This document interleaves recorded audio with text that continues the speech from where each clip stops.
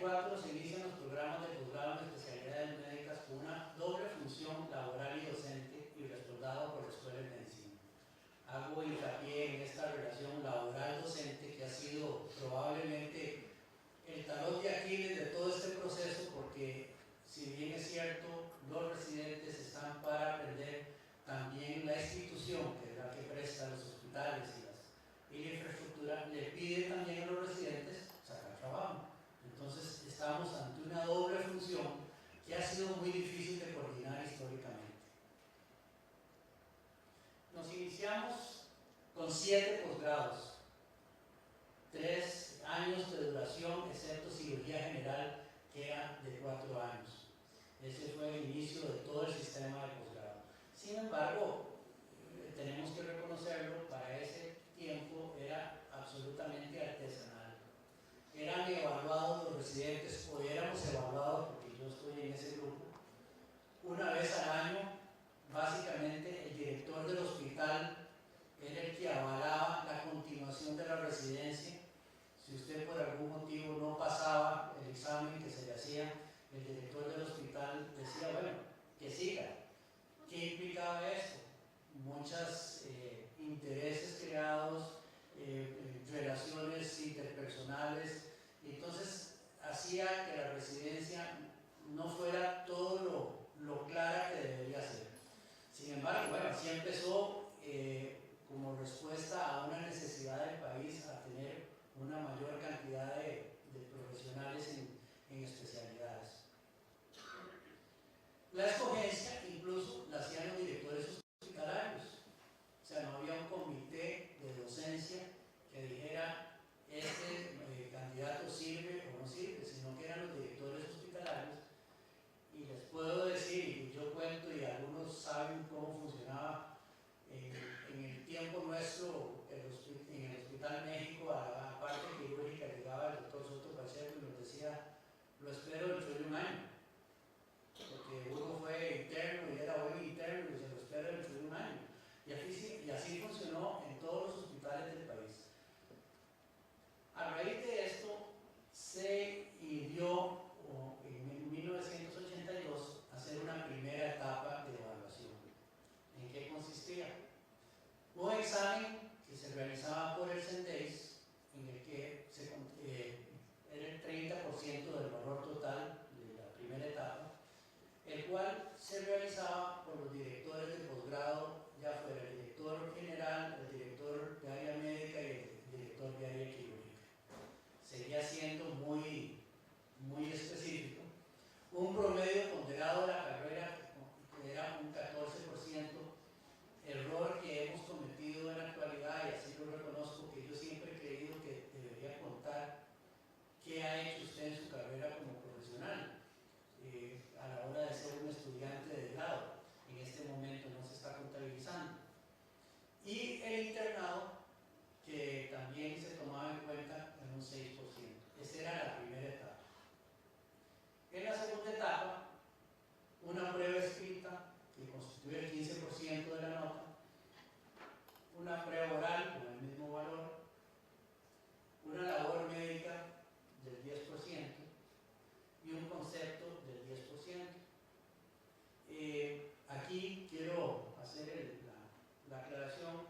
Esta labor médica debería ser importante tomarla en cuenta, porque los números, como voy a demostrar posteriormente, dicen que entre más tiempo pasa usted trabajando como médico, menos posibilidades tiene de pasar el examen de primera etapa.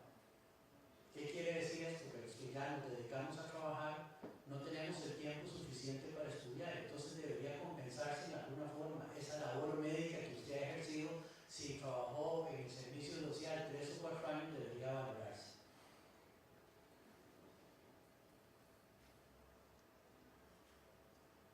En el año 95, entonces ya se hace una prueba de aptitud con un percentil del 70%, que intervienen todavía los 3 directores de área, el director general, área médica y área quirúrgica, y una segunda etapa que se toma en cuenta servicio social, la carrera, los idiomas, los exámenes, básicamente.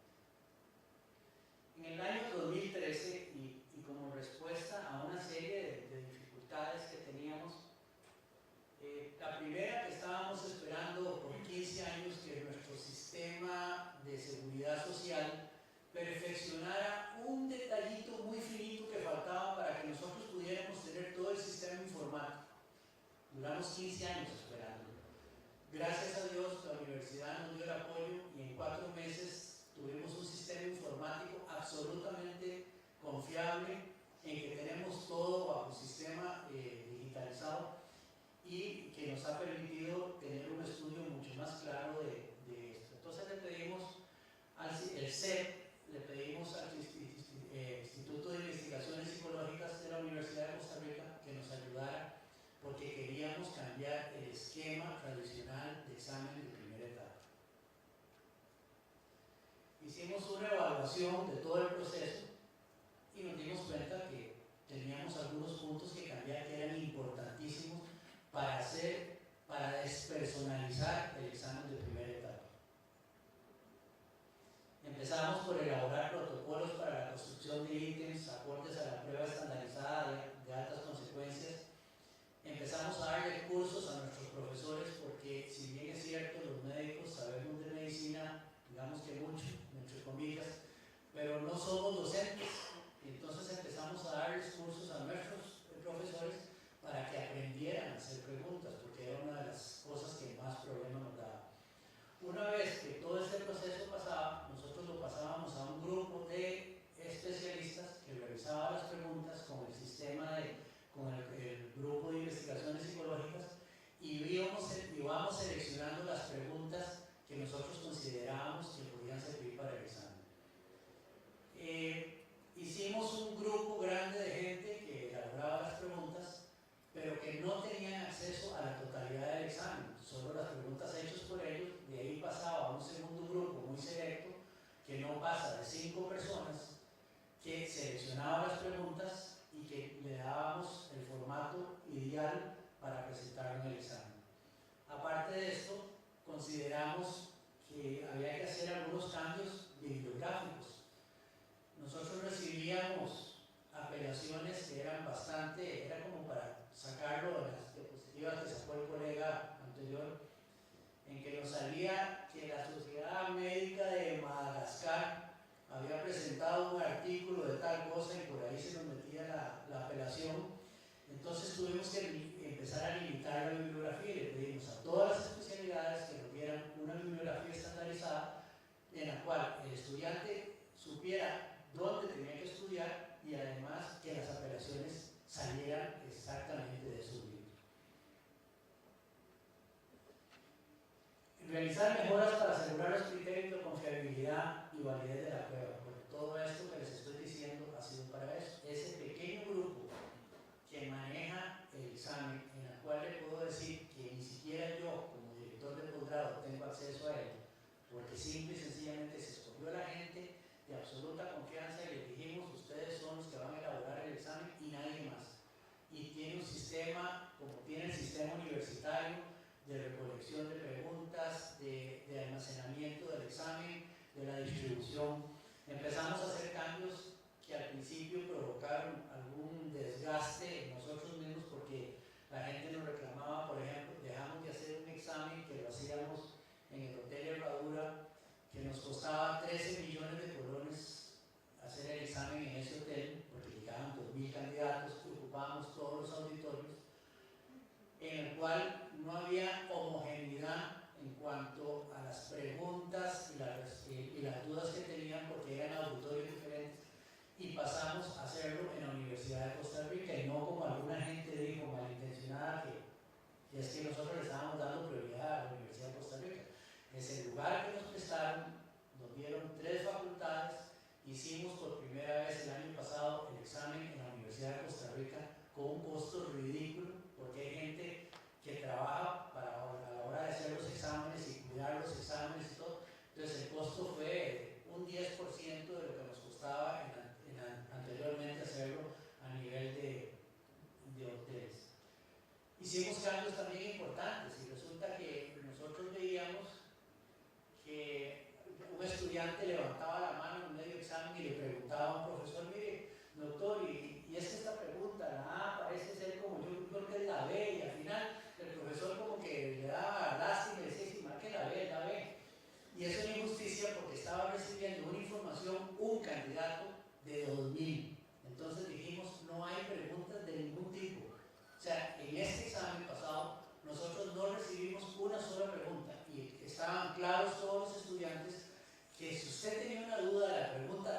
34, usted anótelo y lo pone como apelación. Pero nadie podía recibir ninguna información que no recibiera el resto del auditorio. Y entonces eso hizo que despersonalizáramos en muy buena parte del examen.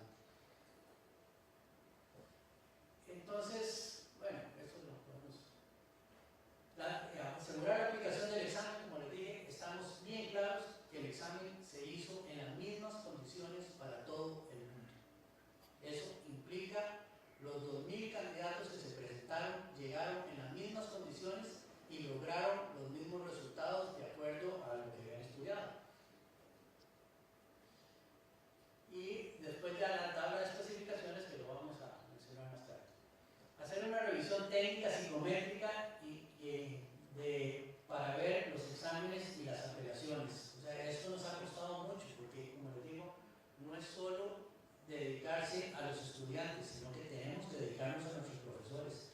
Y eso hemos tenido que dedicarle mucho tiempo y muchos cursos. Tenemos que enseñarles a evaluar, tenemos que enseñarles a hacer los sitios. Incluso, como decía el doctor que me precedió, que incluso nosotros tenemos un sistema formado de evaluación.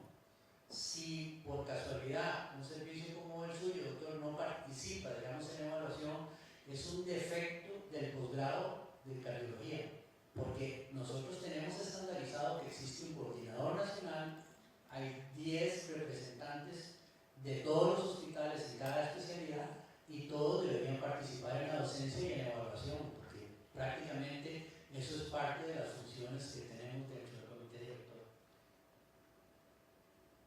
Las apelaciones, nosotros recibimos este año, para alguna gente es monstruoso, ¿verdad? Cuando les digo que recibimos 10.000 apelaciones, pero son 2.000 estudiantes con 150 preguntas, o sea que realmente era como 5 apelaciones por estudiante, que la gran mayoría estaban hechas por apelar, nada más. O sea, que nosotros reconozcamos que las apelaciones que hicieron eran válidas, no llegan ni a un 10% de las apelaciones totales.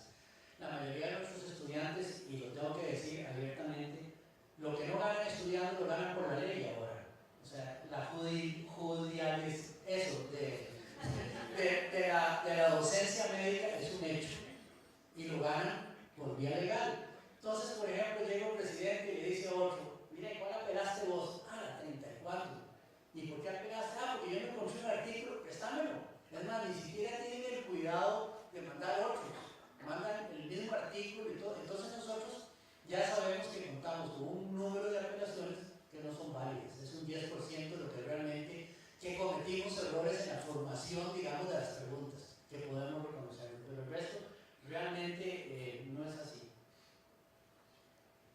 Hicimos una serie de especificaciones tratando de contemplar la totalidad de lo que nosotros queremos de un médico general, porque hemos insistido en todos los directores de posgrado que el examen de primera etapa no es un examen de especialistas, no es un examen de residente de último año. Nosotros no le podemos preguntar a un médico general algo que un residente de neurocirugía de sexto año apenas está aprendiendo. O sea, nosotros queremos evaluar a la gente de médicos generales. Entonces, incluimos cirugía en un 20%, 20% de ginecobstetricia, medicina familiar, que es un rubro importante en este momento, un 10%, pediatría en un 20%, medicina interna 20% y psiquiatría 10%, que creemos que le da, digamos, una visión global de lo que debe saber un médico general en ese momento a la hora de hacer su examen de primera etapa.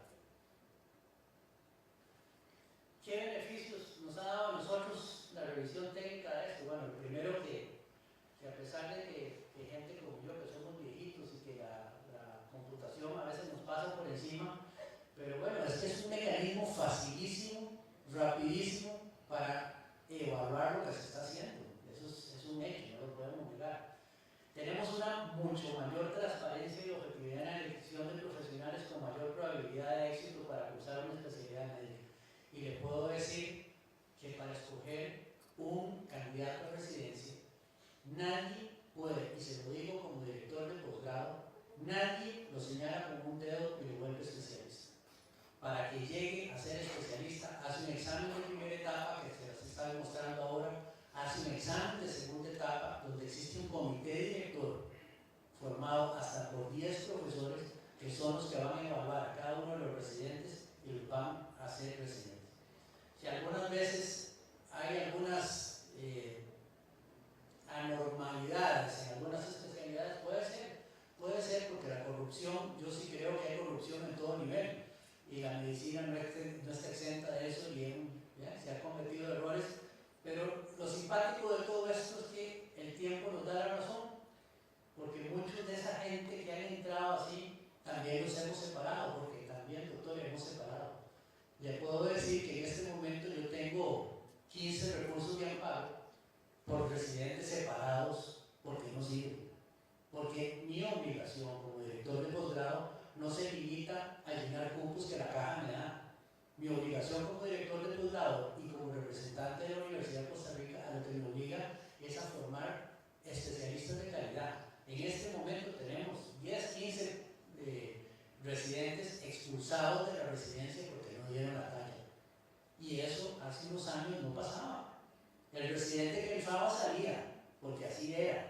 En este momento lo estamos haciendo de tal manera que, como le digo, yo paso la mitad del tiempo contestándole a la sala cuarta todos los recursos de amparo que nos ponen, y no nos preocupa, realmente no nos preocupa, porque para eso estamos ahí.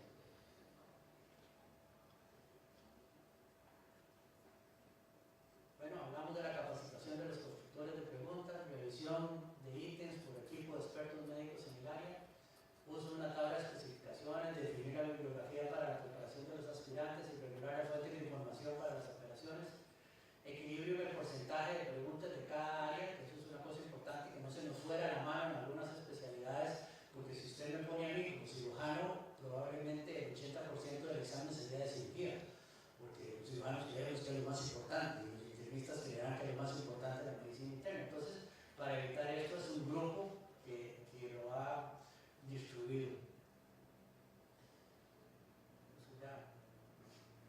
A partir del 2015, una generación de un manual de procedimientos que apoyen la logística del proceso. Estamos elaborando un manual de procedimientos de cómo elaborar las preguntas, de cómo presentarlas, de cómo todo el proceso, que sea lo más claro posible para que todo el que quiera conocer el proceso lo abrimos abiertamente para todos.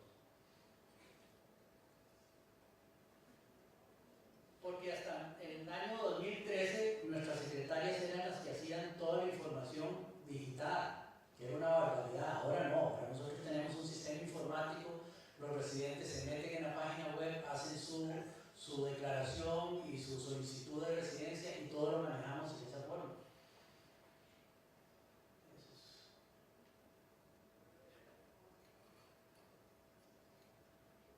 Generamos una hoja de instrucciones adaptadas al examen estandarizado, y se pasó de una hoja de respuestas multipropósito a una con información preimpresa.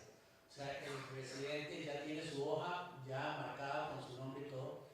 Otra de las cosas importantísimas que la gente tal vez no le da importancia, pero las apelaciones ya no tienen nombre. Si al doctor Evans, que es profesor de la universidad, les llega una nota en que dice tal de apellido Pastor, y dicen, mira, este debe ser algo de Pastor, y entonces ya se personalizó. Nosotros, las apelaciones vienen sin nombre, vienen con un número, nada más. El corrector de las apelaciones, lo único que recibe es la apelación, y él la corrige sin nombre. No se sabe a quién está corrigiendo ni qué apelación está recibiendo de quién.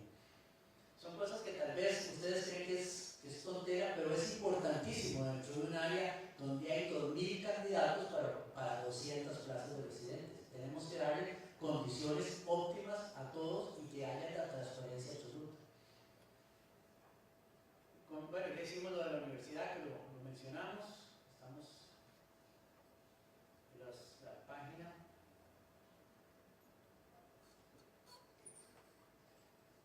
Vamos a ir lo más rápido posible. Estamos haciendo un banco de ítems validado. ¿Esto qué quiere decir? Que tenemos que probarlos en alguna forma.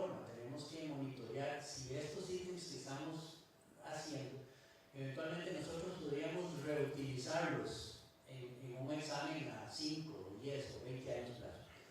Entonces, para este examen ya no van a ser 150 preguntas, van a ser 200 preguntas, de las cuales 50 van a ser para valorar a todos los que se presenten, esos puntos se les van a dar.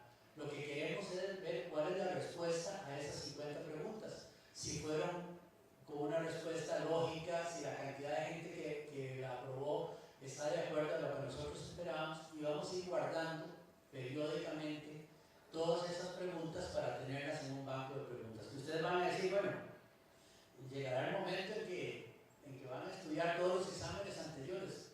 Ojalá, cuando nosotros tengamos 5.000 preguntas en un banco, un residente que se aprende las 5.000 preguntas está hecho, porque ya aprendió de todo, en buena hora. O sea, eso es un banco de preguntas que no va a ser de 10 preguntas, va a ser un banco de preguntas formal. Probablemente ya mis años no me van a permitir ver ese banco tan grande como yo quisiera, pero es una realidad, y el que sea director de posgrado en unos años va a tener el beneficio de tener ya un banco de preguntas estandarizado. Eso es lo que vamos a hacer ahora. Entonces voy a hacerles un paso muy rápido por lo que pasó en el examen nacional de primera etapa, que es, a pesar de que alguna gente no lo considere así, el único examen que está evaluando la calidad médica del grado. ¿Por qué? Porque el examen de internado creo que ni siquiera llega a los niveles que estamos nosotros, y entonces realmente nosotros somos los únicos que estamos evaluando la calidad médica en Costa Rica, en una forma indirecta, porque lo que estamos haciendo es viendo para la residencia, pero estamos evaluando médicos generales. Hemos ido aumentando, o sea, ya tenemos niveles impresionantes, como les digo, 1.900 candidatos nuevos, tenemos 208 candidatos que ya tenían ganado el examen del 2014, para un total de 2.108 candidatos a residencia, de los cuales hasta el momento se nos han dado 160 y algo de plazas, y nos prometieron 30 más, o sea, digamos que 200 plazas. En la primera etapa, el examen general, vean ustedes haciendo, digamos, el 56%, digamos, que pasó el examen. O sea, no hablemos de percentiles, no hablemos de nada. Estamos hablando, digamos, de pasar el examen, 56%. Yo sigo insistiendo, alguna vez me han discutido el tema, pero nosotros tenemos una obligación como médicos de formar médicos de calidad. Uno quisiera que estas cifras fueran mayores, evidentemente, porque, digamos, 56% no es lo que uno quisiera. Y entonces empezamos a hacer por universidad, que también lo hicimos en forma escrita, le mandamos a cada universidad, a partir del examen de este año, yo personalmente le mandé una nota diciéndole: los estudiantes de la Universidad X consideramos que usted o su universidad está fallando en ginecobstetricia, porque solo el 10% de las preguntas, solo 10% de sus aspirantes aprobaron tales preguntas. Lo hacemos y lo hicimos así, no con el afán de maltratar a nadie, ni que sean utilizados estos datos para comparar universidades. Lo hicimos porque tenemos una obligación de decirle a la gente que está formando médicos: estamos fallando en este punto u otro punto. Así se lo hicimos saber. Entonces, datos importantes, digamos, la CIMED es probablemente la universidad que más candidatos ha presentado para últimamente. Después sigue la UNIVE, la Universidad de Costa Rica, y ahí estos. El porcentaje de aprobación sigue siendo la Universidad de Costa Rica en este momento la que más ha aprobado, la UCIMED en segundo lugar, y ahí ven todas las universidades. Ahí están los gráficos de aprobación de lo que la gente que aprobó, de todos los que se presentaron de cada universidad. Y según el sexo es interesante, ¿verdad? Que vean ustedes que hay más mujeres ahora que hombres estudiando medicina, o los hombres somos más vagos y nos quedamos como médicos generales y ya no queremos saber nada más, pero la cantidad de mujeres es importantísima. O sea, ya en Costa Rica la mayoría cantidad de aspirantes a los exámenes siempre ha sido mayor el número de mujeres. Y la aprobación, según el sexo, vean ustedes que prácticamente están muy parecidos, salvo el año 2014 que predominaron un poco más los hombres que las mujeres. ¿Cuáles son las especialidades con mayor demanda? Que es otra cosa importante que debería también tenerlo en cuenta la universidad, la Caja Costarricense del Seguro Social, que es la que nos da las plazas. Porque, por ejemplo, nosotros en ginecobstetricia, que sabemos que hacen falta ginecobstetras en Costa Rica, tenemos una altísima cantidad de aspirantes, pero nos dan muy pocas plazas. O sea, a veces nosotros se nos quedan elegibles sin plaza 20 o 30 muchachos para ginecología. Igual pasa en cirugía general, en radiología, anestesia y recuperación, y esos son los que para nosotros son el máximo de aspirantes de acuerdo a cada una de las especialidades. Otra cosa importante, resulta que entre más trabaje uno, más se desliga del estudio, y eso es evidente. Entonces, ¿quiénes nos están ganando más el examen? Los que acaban de salir, que tienen los conocimientos fresquitos y todo, pero el pobre que se fue a los chiles de Upala durante 4 o 5 años tiene mayor dificultad en ganar ese examen porque los mecanismos de educación continua no sé si estarán funcionando o no, pero a veces siente uno que el médico general le hace falta un poquito más de esa educación continua para equipararse con el resto de la gente.